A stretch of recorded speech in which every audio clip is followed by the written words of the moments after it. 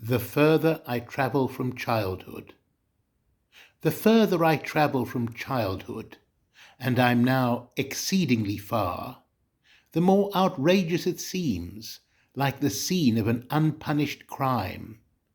And yet others insist that I have lived through our country's most beautiful age, a period they long to revisit, like lovers reliving a tryst. You can guess that I'm speaking of empire. Ah, such glorious days, since nothing gives rise to illusions like a fall from the pinnacle's heights. But I witnessed that time in my boyhood, and its tone was brutality neat, where violence bore down on oppression, and structures were founded on fear. And yet none of it now can define me, as I've fled my unsavory past, and have become like an unshackled spirit, without body or specified time. And I care for grand context and framework, not everyday physical facts.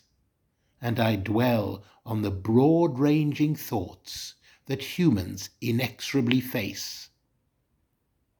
There's a reason I've banished reminders of those far-off imperial acts, since their claws had dug in my selfhood with deep, unforgettable pain.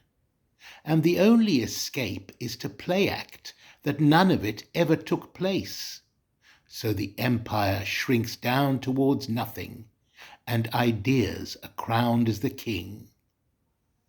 But sometimes, when I seem to be happy, an image creeps suddenly back of a little white boy in his khakis and a servant who brings in the lunch, or that same little boy as observer while natives are spat at and mocked, and I revert in great haste to a future that's made of clear poems and air.